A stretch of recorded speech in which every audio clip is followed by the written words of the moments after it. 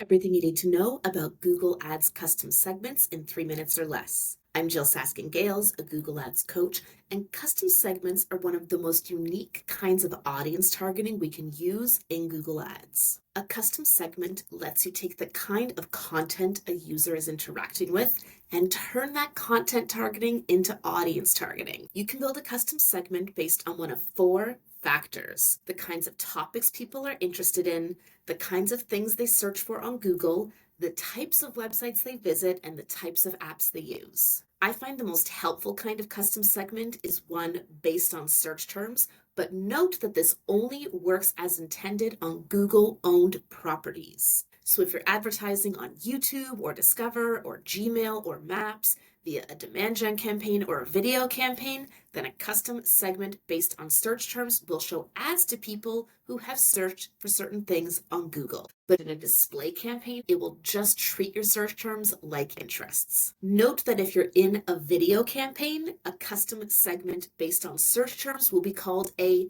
custom search terms. And if you're building a custom segment based on interests, websites, or apps, and then using it in a video campaign or a Performance Max audience signal, it will be called a custom interest instead of a custom segment. Do you see why I had to write a whole book about this stuff? The best way to get started with custom segments is to start with your search terms report from your existing search, shopping, or PMax campaigns. Look at your top 20 to 30 search terms and then add that to a custom segment that you then target in demand gen. This is a great way to get started with demand gen because you're reaching the exact same people you're trying to reach in search, but as they're busy doing other things online. And that can make all the difference because CPCs in demand gen range from 10 to 15 cents to maybe $1.50, whereas CPCs in search are more like $4 to $5 to $40 to $50, depending on your industry. If you do choose to build a custom segment based on websites or apps, you are showing ads to people who visit websites similar to those ones,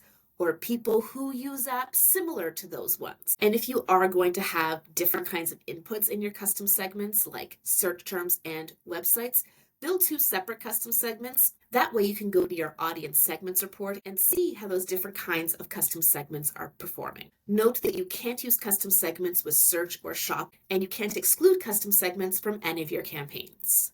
But if you are looking to test the waters with audience targeting for the first time, custom segments are a great place to do it. Got another question about Google Ads? Let us know in the comments.